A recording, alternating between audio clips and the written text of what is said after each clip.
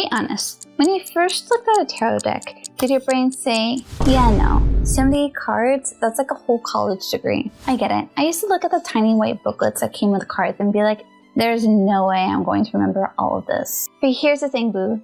You don't have to memorize every card to be a reader. You already have the answers inside of you, and tarot just helps you hear them louder. Hi boo, it's me, your medium bestie, the Death Fairy, certified Dectilla, and your spirit guide to the other side. Ding! When I first started, I was terrible at memorizing, truly. Every time I tried to study, I would end up scrolling my phone or eating snacks or Googling every meaning every time. Like, what does this mean? What does that mean? And the reading would be forever. But then one day, I stopped caring about the meaning. And I was like, you know what? This guy, he looks like he's kind of looking at all the glasses spilled rather than looking at what he has. What does that mean? Why is he such a pouty puss? That's a random ass word. Or like, look, the wolves are howling at the moon. It's so cute. How empowering. I want to howl at the moon. You know, applying a meaning to a card. Because when you Google it, the moon is mysterious and it's showing things that are like lunacy and crazy and it's hiding stuff. But when I see the moon, I'm like, no, the moon is nurturing, guiding, empowering. Yes, mysterious, but a good mysterious. And she's feminine AF. So I totally vibe with the moon. Plus, you got this cute little crustacean guy over here. He's like, yay, moon party. You know, all the animals are active and having a great time. Do you feel the difference in that? Such a big difference. Memorizing versus letting the cards speak to you. So grab your deck. Maybe it's the Golden Art Nouveau, or maybe it's the Deviant Moon Tarot, which is amazing. Or one of my favorites, Nicoletta Ceccoli Tarot. And let's make friends with all these 78 cards at once.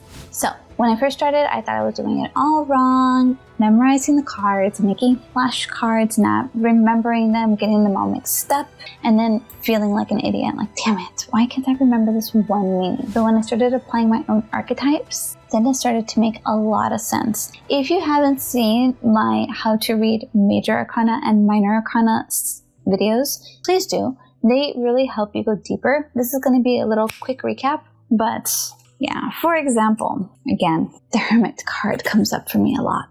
If you see it traditionally, an old man carrying a lantern. Here, cute little girl with crazy hair carrying a candle.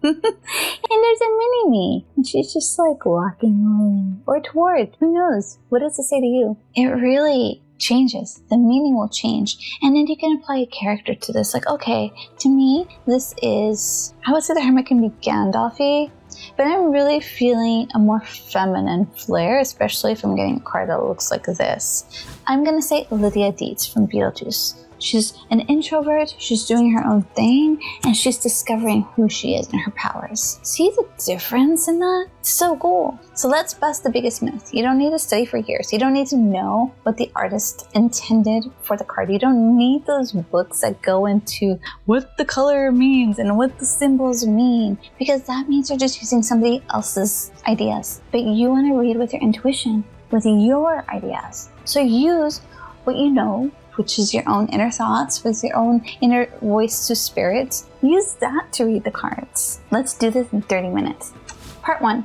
Suits are stories. We have 4 suits in tarot. We have wands for fire, we have cups for water, pentacles for earth or coins, and swords for air. Now, what does each element mean? Just breaking it down. Fire, passion, creativity. Right? So when you see a wand, you know it's talking from a passionate and creative place. Cups, emotions, relationships, healing, right? When you see a cup, you'll know it's coming from this emotional state. Then you got the swords. They're the spicy cards. They're very direct and they have a lot of wit. They're all about thoughts and tension and clarity, like getting to the point, cutting right through the BS. And then pentacles, earth, they're about the grounding stability, the earthy things, the physical things you can touch and feel, the body, money, home. So when you start understanding that each suit is just a different theme in each story, it starts to make a lot more sense. So you already know half the deck. But then we go into the numerology part. Again, I have a whole video on how to read the Minor Arcana that goes into depth, but we'll do a quickie right now.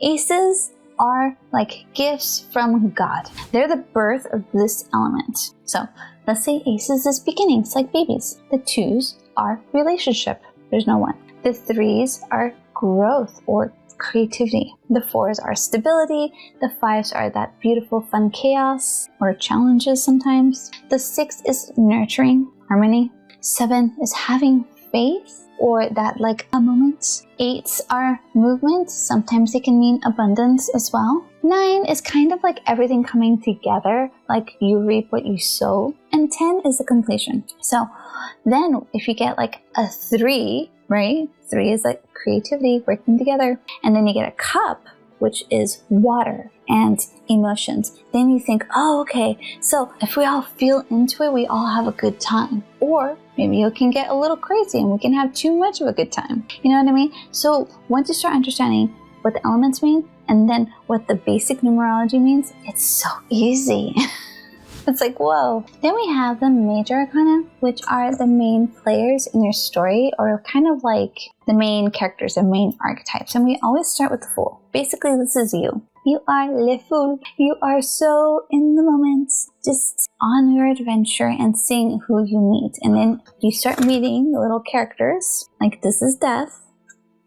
And they learn from each archetype. And you can give these characters. So let's say the Fool, you can give it a character. You can say something like Harry Potter. And then Death. Who would Death be? I'm going to say a generic Death from Bill and Ted's Excellent Adventures. The second one was literally a death. Or think of someone who represents endings and beginnings. It's the Dark Phoenix from X-Men, right? There's a death. And so what wisdom does this archetype have? And what can I learn from them? That's what you take away from the Major Arcana when these come out. They talk about growth because at the end, he meets the world and he is complete. And he understands he's always been complete. He was just learning different archetypes. And now he's like, whoa. If you met the High Priestess, what does she have to tell you? She has this beautiful feminine wisdom to like show you. That's that inner voice. Just like look within, look to the moon, really feel it out, right? So all these archetypes. I have something fun to tell you. The Devil. The Devil's like, let's party. And sometimes it's fine to party. We're human. We can do human things, but sometimes you could do too much partying, right? Too many drinks, and what happens? You throw up. So these are really fun archetypes to explore. And give each Major Arcana a character. Who would the High Priestess be? Is she Princess Leia? Is she Elsa from Frozen? I don't know. Give her a person. And then once you give her a person, it'll make so much more sense. Now, I used to get my cards, and before I read, I would always tap them to clear the energy. You don't have to do that. That was just my way of clearing energy. And something I learned from tarot teachers is to sleep with them. Put them under your pillows. Put them on your bedside. It's just nice to kind of grow with the cards, to get a relationship with them. Because it's literally having a relationship with yourself where you're using the cards. And they're going to help you more if you respect them and work with them. Rather than like, what do you have to tell me? No, just be like, hey cards. Give them a little massage. Okay, what can we learn together? Do you feel the difference in that? Working together rather than take.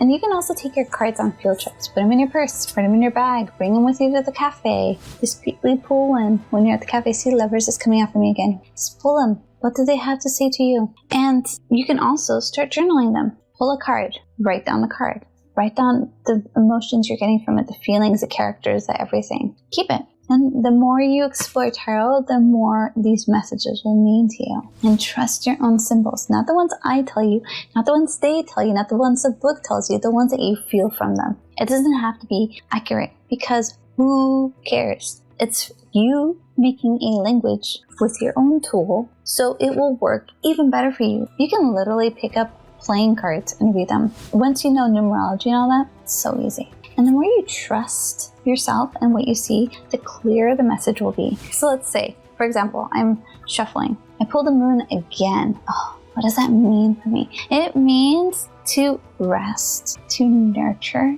to go deep within my own inner wisdom tonight. It also means, and it reminds me, there's this one time, I'm recording this on October 30th, right before Halloween. There was October 31st, Halloween day, with a full moon. And oh my God, the happy haunts that I had that evening, it was crazy. I could not sleep. It kind of reminded me of that moment. I want to sleep though. Don't haunt me. But you know what I mean? So here is your challenge, your 30-minute challenge. Set a timer for 30 minutes. Get your deck. It can be any deck. It does not have to be Rider-Waite-Smith. It can be whatever you want it to be. Here, I'll use my little dead girl deck, my Nicoletta Ceccoli deck. Get your deck. You got a 30-minute timer. Flip through every card and 20 seconds, use that 20 seconds to write down anything you feel from that card. And then move on. Flip another card. Write down what you feel. And after the 30 minutes is up, you'll have this beautiful dictionary of what you felt from each card. You can keep doing this as many times as you want, and the meanings will change, and that's okay. Because language changes. You are making your own translation. It's so cool. Remember to write down the colors, the emotions that you feel, the symbols, what characters pop out, what characters can you take from books, movies. Repeat this exercise whenever you need a little lift me up. Trust me, this 30-minute challenge will change how you use tarot. And it'll make you a really good reader. You got your cards, you're gonna pull one, you're gonna be, I keep getting the same cards today. Okay, S&M bunny, little girl riding bunny with whip. What does it mean to you? It means don't play me. This is the Knight of Pentacles, and she is riding that rabbit. She's looking right at you, and she's like, what? I am doing my own earthy thing, and I got this fire going because I'm a knight, and no one can say anything to me. I know who I am, what I'm doing, my mission. You see how it changes? You can get this card and it can mean something completely different, and that's awesome because who cares? You're reading this to try to read somebody else or yourself. Again, I'm going to let you know that I have 2 videos up, how to read the Major Arcana, how to read the Minor Arcana. They're very helpful, so please give those a read too. I'll link them down below. Tarot is for anyone and everyone willing to listen. It's for the ones who open their hearts and say yes to the mystery. You don't need permission, just curiosity and a willingness to learn and to listen. And remember, boo, this isn't about knowing every card perfectly and being an expert at tarot. It's about exploring another language, a spirit language, an inner language. And you're just using this as your guide. And ultimately, it's about trusting yourself. So when you sit down with your deck tonight, pull a card. Let it be easy. Let it be fun. Let it be freeing. See this card I pulled? She's riding a little origami horse. And she's like, yay! And this is a Knight of Swords. These knights are coming in hot. You really want to be seen. And if you're ready to read tarot in a way that honors your inner voice and your intuition, join me inside of my free community, Spirit Connection Made Easy. I talk about tarot. I talk about connecting to your spirit loved ones, your spirit guides, your spirit team on the other side. And it's fun, it's free, and it's for anyone who feels like there's more to life than just living and dying. We go deep there, one story at a time. You got this, boo. You really do. I'm your biggest cheerleader. And remember, spirit is calling. Will you answer the call? Ding!